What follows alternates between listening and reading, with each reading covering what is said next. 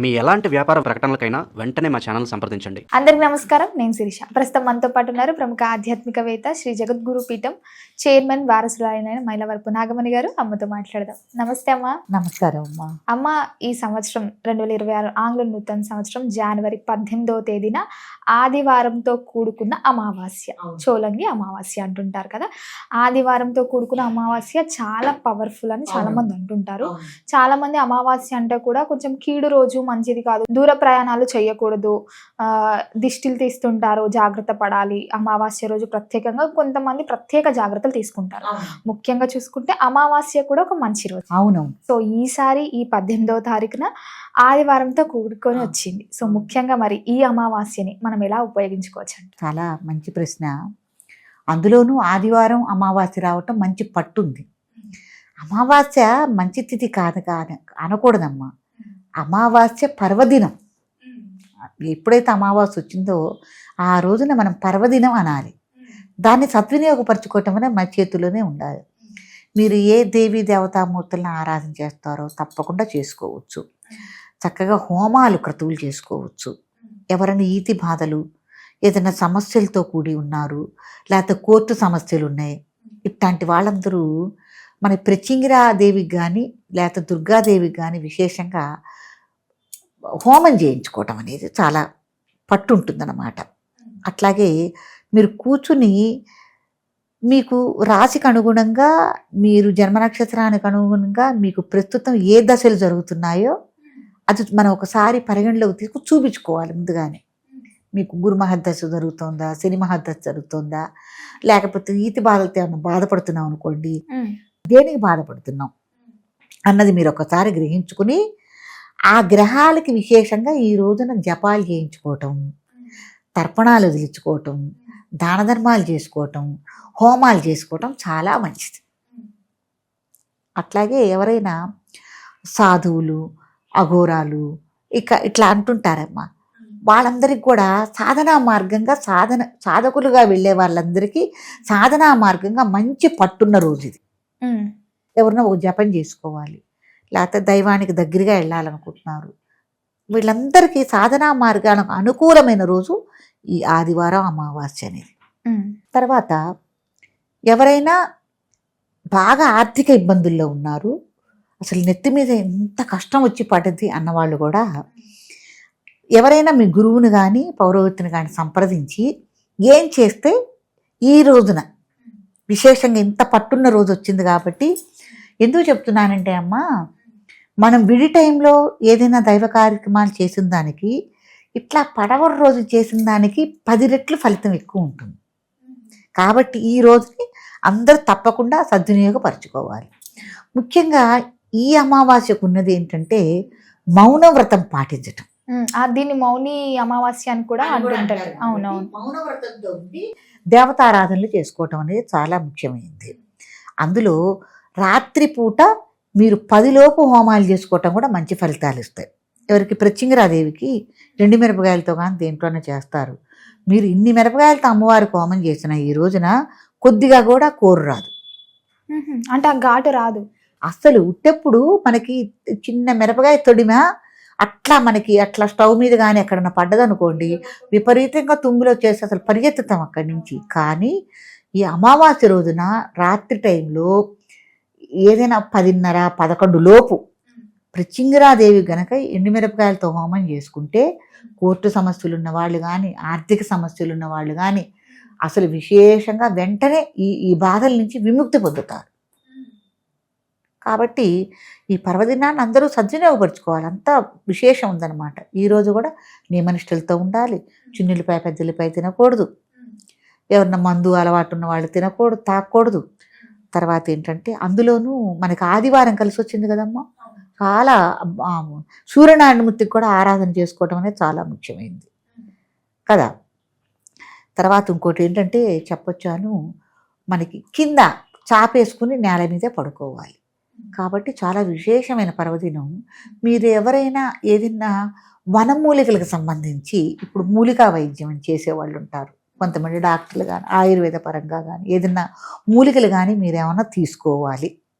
తప్పకుండా ఈ ఆదివారం వచ్చిన అమావాస్యని పురస్కరించుకుని ముందు రోజే మీరు ఏదైనా మూలికలు తీయాలదలుచుకున్నారనుకోండి, ఆ చెట్టు దగ్గరికి వెళ్ళి తగిన నీళ్లు పోసి పసుపు రాచి బొట్టు పెట్టి ఏదన్నా కాస్త బెల్లం ముక్క కానీ అన్న తీసుకెళ్ళి నైవేద్యం పెట్టి, అమ్మా రేపు వస్తాము పరవటి రోజు, నీ మూలికని మేము 10 మందికి ఉపయోగించుకుంటాం వైద్యపరంగా అని ముందు చెప్పి రావాలి.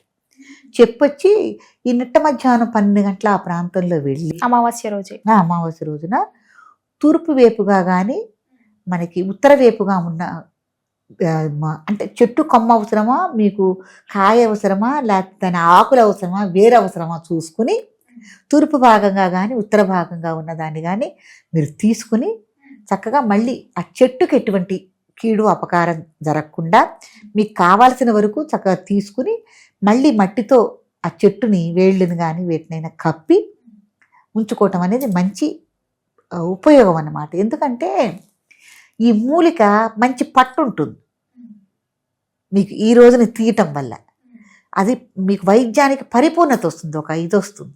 అది తీసేటప్పుడు కూడా మీరు శివుణ్ణి తలుచుకుంటూ తీయాలి. మృత్యుంజయుడు శివుడు, ఉన్నమో భగవతి మృత్యుంజయాయ నమః అంటే ఈ వేరును కనుక మీరు వేరును కానీ ఆకులు కానీ మీకు వైద్యపరంగా ఏది అవసరం అంటే అది మీరు తీసుకుని కనుక జాగ్రత్త చేసుకుని వైద్యానికి ఉపయోగించుకుంటే రెట్టింపు ఫలితాలు వస్తాయన్నమాట. ఇది కూడా ఈ రోజున చేయదగ్గ విశేషమైనవి. హోమాలు చేసుకోవచ్చు, పూజలు చేసుకోవచ్చు, రుద్రాభిషేకాలు చేసుకోవచ్చు.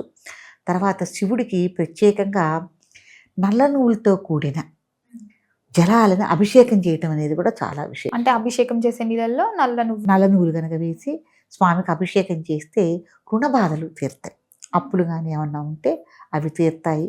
విశేషంగా మీరు ఎన్ని చేయదలుచు 32 సేవలు చేయాలమ్మ భగవంతుడికి. ఈ అమావాస్య ఆదివారాన్ని పురస్కరించుకుని 32 సేవల్లో భగవంతుడికి మీరు ఏ దైవానికి చేసుకోదలుచుకున్నారో ఆ దైవానికి చక్కగా చేసుకోవచ్చు, చక్కగా జపం చేసుకోవచ్చు. ప్రయాణాలు మటుకు చేయకూడదు, దగ్గర ప్రయాణాలైనా దూర ప్రయాణాలైనా చేయకూడదు. అట్లాగే నిట్ట మధ్యాహ్నం పూట ఏదైనా వెళ్ళకూడని చోటకు వెళ్ళొద్దు. అట్లాగే రాత్రి సమయంలో కూడా వెళ్ళకూడని చోటకి వెళ్ళకూడదు. ఏదన్నా 4 రోడ్లు కూడలు ఉంటుంది, వెళ్ళకూడదు. తర్వాత మనం వెళ్ళే ప్రాంతాన్ని కూడా గమనించుకుని వెళ్ళాలి. అక్కడ ఏమన్నా ఎర్ర నీళ్ళు దిష్టి తీసిపోతారా, మిరపకాయలు దిష్టి తీసిపోతారా. ప్రత్యేకంగా అమావాస్య రోజే ఎందుకు ఇట్లా దిష్టిలు తీసి పడేస్తూ ఉంటారు అంటే ఆ రోజు అంతా పవరు శక్తి ఓకే అంటే పోతుంది, వాళ్ళకున్న పీడలు పోతాయని కొంతమంది చేస్తారు. సాధనా మార్గం వాళ్ళు సాధనగా చేసుకుంటూ వాళ్ళకు వచ్చే శక్తులు రావడానికి రావటానికి సాధనా మార్గం, ఏమన్నా దుష్ట చుక్కులు ఉంటే పోగొట్టుకోవడానికి కూడా మార్గం అనమాట. 2 రకాలుగా ఇది ఉపయోగపడుతుంది. అందుకే చాలా జాగ్రత్తతో ఉండవలసిన రోజు ఇది. చాలా జాగ్రత్తతో 2 రకాలుగానే ఉండదలుచుకోవాలి. ఏదేదైనా దైవారాధనలో ఉండటం అనేది మంచిది. ముఖ్యంగా ఎవరికైనా శని మహద్దశ కానీ, శనిలో రాహు కానీ, శనిలో కేతువు కానీ జరుగుతున్న వాళ్ళు కానీ వీళ్ళు ఉన్నారు కదమ్మా, వీళ్ళు మరీ జాగ్రత్తతో ఈ రోజున ఉండటం అనేది అవసరం. దైవ కార్యక్రమాలు చేసుకుంటూ ఉండటం అవసరం. తర్వాత దాన ధర్మాలు, విశేషంగా ఏదైనా దాన ధర్మాలు చేసుకోవటం అంటే మీకు జాతకపరంగా మీకు ఏ గ్రహాలు జరుగుతున్నాయో ఆ గ్రహాలకి ఏవైతే దాన ధర్మాలు చేయాలో వాటిని చేసుకోవటం కూడా చాలా విశేషము. తర్వాత మీకు ఆదివారం కలిసి వచ్చింది కదా, ఆదివారం రోజున సూర్యనారాయణమూర్తి ఆరాధన చేస్తాం కాబట్టి సూర్య నమస్కారాలు ఒక బ్రాహ్మణ్ణి నియమించుకుని సూర్యుడికి సంబంధించిన ఒక యంత్రం లాంటిది వేస్తారు ముగ్గుతో. ఏమ్మా అట్లా వేయించుకుని ఆయన ఒంటికాలు మీద నిలబడి చేస్తారు, పారాయణం చేస్తారు. అట్లా సూర్యుడికి సంబంధించిన ఆరాధన కూడా చేసుకోవటం అనేది కూడా చాలా గొప్పది. ఒక ప్రత్యేకమైన యంత్రాన్ని రంగులతో వేస్తారు, వేసి అట్ట 1 గంటన్నర అట్ట ఒంటికాలు మీద ఉండి సూర్యారాధన చేసేవాళ్ళు చాలామంది ఉన్నారు. వాళ్ళతో అట్లా సూర్యారాధన చేయించుకోవటం కూడా చాలా మంచిది. ఈ రోజున విశేషమైన ఫలితాలు ఉంటాయి. ఈ అమావాస్యను అందరూ సద్వినియోగపరుచుకుని మీకు అనుకూలంగా మీ శక్తి కొద్దీ మీ అనుసరాన్ని బట్టి ఎట్లా చేసుకుంటారో అలా చేసుకుని సద్వినియోగపరుచుకోవాలని కోరుకుంటున్నాను. ఇది మటుకు వదులుకోవద్దు. అమ్మ చాలా మంది అమావాస్య రోజు కూడా ఇంటికి దిష్టి గుమ్మడికాయ లాంటివి కడుతూ ఉంటారు. కొంతమంది ఎరుపు కలర్ వస్త్రంలో ఏమేమో పెట్టి కడుతూ ఉంటారు కదా. మరి మీ పరంగా చూసుకుంటే ముఖ్యంగా ఆ ఎరుపు వస్త్రంలో ఎలాంటి పెట్టి కట్టుకుంటే బాగుంటుంది? ఎరుపు వస్త్రం, గుమ్మడికాయని ఎరుపు వస్త్రంలో కట్టకూడదు. అమ్మ గుమ్మడికాయ కాకుండా ఇంకొన్ని నవధాన్యాలు అని చెప్పి మిరపకాయలు అలా కలబంద మొక్క ఇట్లా రకరకాలు కట్టుతున్నారు. ఇప్పుడు కూడా ఇది కూడా వంశాచారం ప్రకారం, ప్రాంతీయ ఆచారం ప్రకారం కూడా వస్తుంది. ఇంటికి దిష్టి తగలకుండా కట్టడం కానీ, లేకపోతే మనకి దిష్టి తగలకుండా కట్టుకునేవి కూడా కొన్ని ఉంటాయి. నల్లదారాలని అవి ఎవరి ఇష్టం వాళ్ళది కదా నాన్న. ఏదేదైనా అది మీరు ఎలా మొదటి నుంచి కొనసాగిస్తున్నారో అది చూసుకొని మీరు కట్టుకోవటం అనేది మంచి పద్ధతి. గుమ్మడికాయని మటుకు కట్టకూడదు, గుడ్డలో కట్టకూడదు. చక్క కొత్త ఉట్టి తీసుకుని అమావాస్య రోజు కట్టుకోవచ్చు. అమావాస్య రోజు గుమ్మడికాయని కూడా ఊరికే మార్కెట్లోంచి తీసుకొచ్చి కట్టేయకూడదు. దాన్ని కూడా కాస్త చక్కగా పూజ చేసుకుని అమ్మ అదే రోజు తీసుకురావాలా ముందు రోజు ముందు రోజు తీసుకొచ్చి పెట్టుకోవచ్చు, తప్పేం లేదు నాన్న. తీసుకొచ్చి పెట్టుకుని దానికి కూడా చక్కగా యథావిధిగా పూజ చేయాలి. గుమ్మడికాయ అంటే అక్కడ భగవత్ స్వరూపంగా భావించాలి. చేసి మనకి దిష్టి దోషాలు ఏవైతే ఉన్నాయో గృహానికి అవి పోవాలని సంకల్పం చెప్పుకుని, మీకు వర్తనామాలు చెప్పుకుని చక్కగా పూజ చేసుకుని, దానికి కూడా ధూపం దీపం హారతి ఇచ్చుకుని ఏదైనా నైవేద్యం పెట్టుకుని అప్పుడు భగవంతుని తలుచుకుని ఉట్టిలో వేసి కట్టాలి. మీరు ఉట్టినే తీసుకొచ్చి కడితే దానికి ఫలితం ఉండదు. అమ్మ మొత్తం మీద ఈ ఆదివారంతో కలిసి వచ్చిన అమావాస్యని ఎలా ఉపయోగించుకోవాలో తెలియజేసినందుకు ధన్యవాదాలు. చాలా మంచిదమ్మా.